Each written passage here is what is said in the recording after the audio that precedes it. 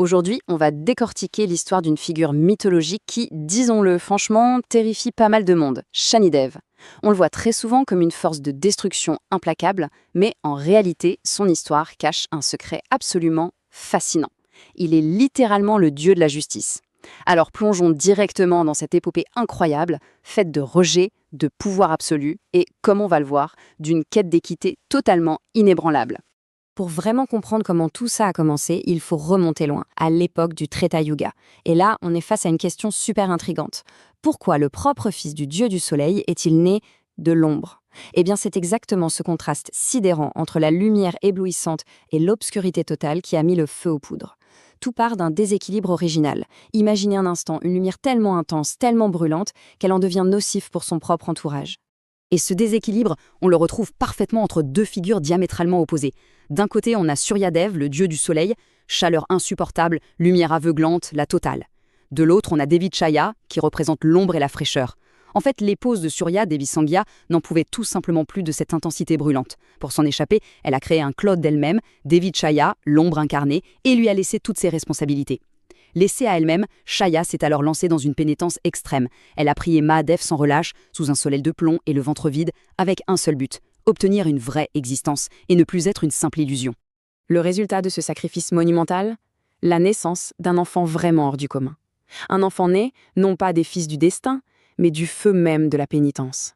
Chaya a donné naissance à un fils à la peau profondément sombre, avec des yeux qui brillaient d'une façon presque indescriptible. Mais attention, ce qui aurait dû être un moment de joie pure a viré au cauchemar absolu. En découvrant l'apparence de l'enfant, Suryadev a été consumé par la colère. Il a rejeté le nouveau-né avec une cruauté inouïe, refusant de croire que c'était son fils, a insulté Chaya et s'est détourné d'eux sans le moindre regard en arrière. Forcément, en grandissant, la puissance de Shani a explosé, tout comme sa colère face à cette injustice subie par sa mère. Plus tard, pour essayer de l'apaiser, sa mère a arrangé son mariage avec Devi Chitrarat. Et c'est là qu'on arrive au fameux regard de Shani, ce regard destructeur dont tout le monde a si peur. Figurez-vous que ce n'est pas du tout une nature maléfique. C'est un pur accident. Un jour, Shani était tellement absorbé par une méditation profonde qu'il a complètement ignoré sa femme qui l'appelait. Blessée par ce silence divin, elle lui a lancé une malédiction irréversible. Quiconque croiserait son regard serait désormais instantanément détruit. Mais ce qui est vraiment remarquable ici, c'est la réaction de Shani.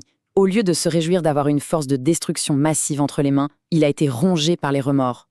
Totalement conscient du danger qu'il représentait, il a pris la lourde décision de marcher la tête baissée pour toujours, histoire de protéger les innocents. Et le plus fou, c'est quand des figures sombres comme Shukracharya et Rahu sont venus le voir pour utiliser ce pouvoir à des fins égoïstes contre les dieux. Shani a refusé tout net. Il a posé une règle claire. La droiture ne doit jamais servir des intérêts personnels.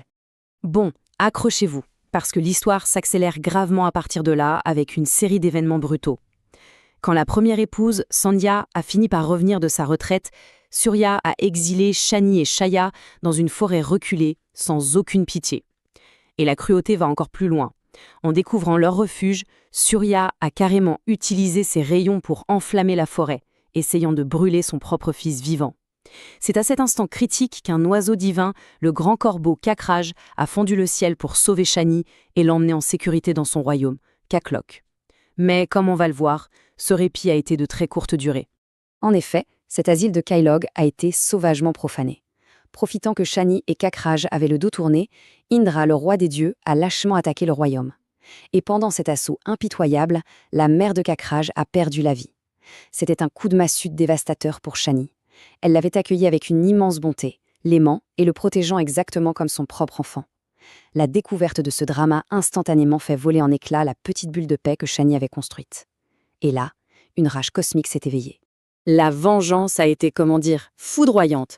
Faisant de Kakraj son destrier, filant à une vitesse hallucinante, Shani a foncé tout droit sur Swarglok, le royaume des cieux.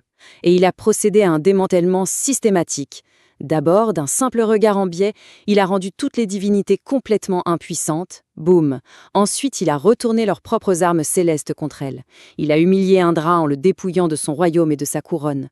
Et la cerise sur le gâteau pour clore cette vengeance, il a capturé et emprisonné Suryadev, son propre père.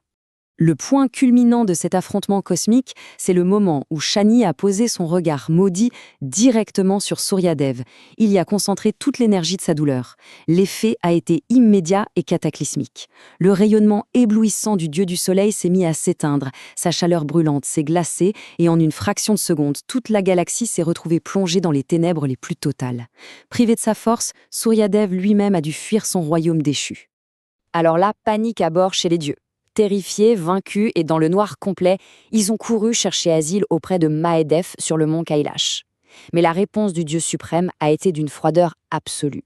Il a d'abord refusé de lever le petit doigt, pointant leur hypocrisie flagrante. Il leur a sorti cette phrase incroyable. L'injustice que vous avez ignorée pendant des années se dresse maintenant devant vous sous la forme de la justice. En gros, il soulignait parfaitement qu'ils récoltaient les fruits de leur propre passivité face à la cruauté que Shani subissait depuis sa naissance. Sauf que voilà, l'équilibre de l'univers entier risquait de s'effondrer. Face à ce chaos monumental, Mahadev lui-même s'est vu contraint de descendre sur Swarg Lok. Imaginez la scène. Il arrive avec son trichule divin, l'eau sacrée coulant de ses cheveux, et sa simple présence irradie une puissance qui dissipe instantanément les ténèbres. Il s'est dressé majestueusement devant Shani, pas du tout comme un adversaire vengeur, mais bien comme l'autorité suprême, lui ordonnant fermement de stopper cette conquête avant que tout l'univers ne parte en fumée. Mais Shani était complètement aveuglé par sa douleur, et par un clair excès de confiance après avoir vaincu tous les dieux. Il a refusé de s'arrêter. Il a même osé diriger son regard destructeur sur Mahadev en personne. La réaction a été implacable. Sans perdre un gramme de son calme, Mahadev a lentement ouvert son troisième œil. Juste une infime fraction de cette énergie primordiale a jailli. Shani a été frappé avec une violence inouïe. Son corps a été projeté à travers les cieux pour aller s'écraser lourdement sur la terre, au pied d'un immense arbre pipal. Ce crash monumental a marqué la fin brutale de sa rébellion, mais surtout le début d'une énorme prise de conscience. En reprenant ses esprits sous cet arbre sacré, Shani a tout de suite compris la leçon. Il a réalisé que cette frappe n'était pas là pour le rayer de la carte, mais qu'elle était un avertissement direct de Mahakal en personne pour stopper son arrogance. Du coup, toujours étendu sous les branches du pipal, il s'est immédiatement plongé dans une pénitence d'une ferveur totale. Rongé par le remords, il a cherché à purifier son esprit de toute cette rage. Et c'est exactement là que toute l'idée de justice divine prend son sens. Touché par cette dévotion immense, par le courage inébranlable et par le sens strict de l'équité que Shani avait toujours eu au fond de lui, Mahadev est réapparu. Il ne s'est pas contenté de lui pardonner, il lui a carrément offert un trishul divin et un tout nouveau royaume céleste, Shanilok. Et pour couronner le tout, devant l'Assemblée de l'univers, Mahadev l'a officiellement proclamé juge cosmique, l'arbitre absolu des actions de chaque entité. L'ordre cosmique étant enfin rétabli à travers cette consécration, il fallait encore guérir la toute première blessure. Suryadev, ayant pris une sacrée leçon d'humilité et affronté les conséquences terrifiantes de son comportement, est descendu lui-même sur terre. Dans un geste de profond respect, il s'est approché de Devi Shaya pour la supplier de lui pardonner.